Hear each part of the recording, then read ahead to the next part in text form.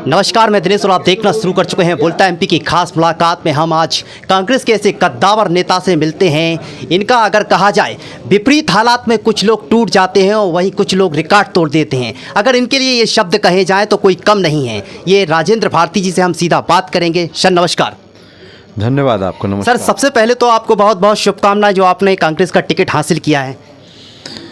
देखिए, ये कांग्रेस का टिकट जनता की और कांग्रेसी कार्यकर्ताओं की भावनाओं को देखते हुए हमारे जो माननीय सर्वोच्च नेता हैं पार्टी के, उन्होंने ये दिया है। उनके लिए हम आपके माध्यम से जनता के लिए, अपने कांग्रेसी कार्यकर्ताओं के लिए और हाईकमान और हमारे माननीय कमलनाथ जी और दिग्विजय सिंह जी के लिए आभार व्यक्त करते हैं।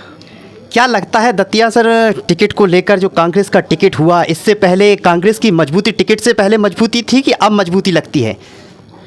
नहीं, कांग्रेस अपने आप में मजबूत पार्टी है मध्य प्रदेश में, और पहले भी मजबूत थी और आज भी मजबूत है। और आप ये मान के चलिएगा कि यहाँ से कांग्रेस जीतेगी और मध्य प्रदेश में कांग्रेस की सरकार बनेगी। ये सर आला कमान की कहीं भूल तो नहीं है? पहले नायक को टिकट मिला, फिर आपको टिकट मिला है सर। इसको कहीं ना कहीं पार्टी में वर्ल्ड वार की तरह युद्ध तो नहीं चल रहा क्या?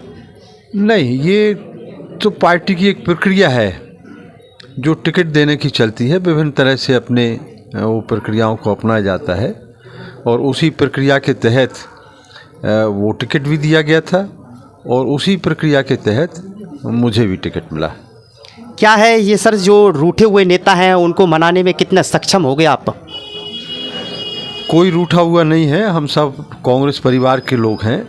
आपस में बैठ के बात करेंगे और सब अच्छे से यहाँ बातचीत करके, और हम लोगों का लक्ष्य माननीय कमलनाथ जी को मुख्यमंत्री बनाना है, मध्य प्रदेश में सरकार बनाना है।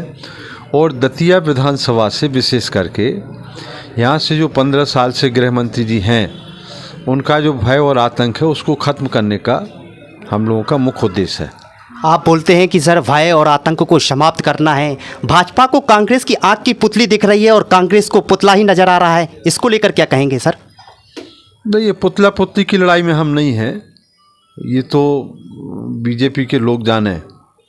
लेकिन ये तय है कि इस बार जनता, यहाँ दतिया की जनता भी तय किए हुए है कि दतिया से निश्चित रूप से गृह मंत्री जी पराजित होंगे और रिकॉर्ड मतों से पराजित होंगे। अब देश नायक जी कहते हैं कि कांग्रेस का टिकट जो दिल्ली से लौटने के बाद राजेंद्र भारती भाई साहब को मना लेंगे। आपने ऐसा क्या मंत्र फूका कि आप टिकट ही हासिल करके आए? ऐसा ये पार्टी के नेताओं ने तय किया है, और जो कुछ भी उन्होंने पहले तय किया था या बाद में अभी तय किया है, सब सोच समझ के किया है। क्या है सर, विकास और विरोध की लड़ाई है इस बार? नहीं, विकास और विरोध की कहीं लड़ाई नहीं होती। विकास की कोई लड़ाई नहीं होती है। लेकिन विकास के नाम पर जिन लोगों ने भ्रष्टाचार और बेईमानी की है पिछले 15 वर्षों में, विकास तो सभी उसमें चाहे कांग्रेस का कार्यकाल रहा हो या और दूसरे कार्यकाल रहे हों, विकास होता रहा। और विकास एक सतत प्रक्रिया है जो निरंतर रूप से होती रहती है। उस प्रक्रिया को कोई रोक नहीं सकता है और ना कोई विकास से का कोई विरोध करता है।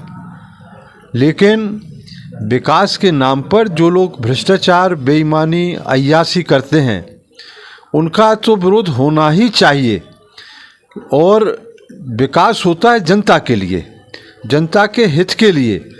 जनता के हित उसमें यदि विकास में नहीं है, जनता को लगातार यदि आप परेशान कर रहे हैं और जनता आपसे त्रस्त है, तो निश्चित रूप से ऐसे जनप्रतिनिधि को बदल देना चाहिए। इस बार 2500 का अंतराल कितना रहेगा आपको? देखिए, पिछली बार कांग्रेस पार्टी के प्रत्याशी के रूप में मैं 2600 वोट से हारा था। इस बार जनता ने और हमारे कांग्रेसी कार्यकर्ताओं ने तय किया है कि हम भारतीय जनता पार्टी और उसके प्रत्याशी को 26,000 वोटों से हराएंगे। 2600 का अंतराल 26,000 में बदलोगे सर? बिल्कुल, इससे ज़्यादा भी जा सकता है। 26,000 से ज़्यादा भी जा सकता है। जैसा कि हमारी कांग्रेस के कद्दावर नेता राजेंद्र भारती जी से बात चल रही थी, उन्होंने बताया कि 2600 का अंतराल हम 26,000 में बदलेंगे। दिनेश के साथ बोलता एमपी तक।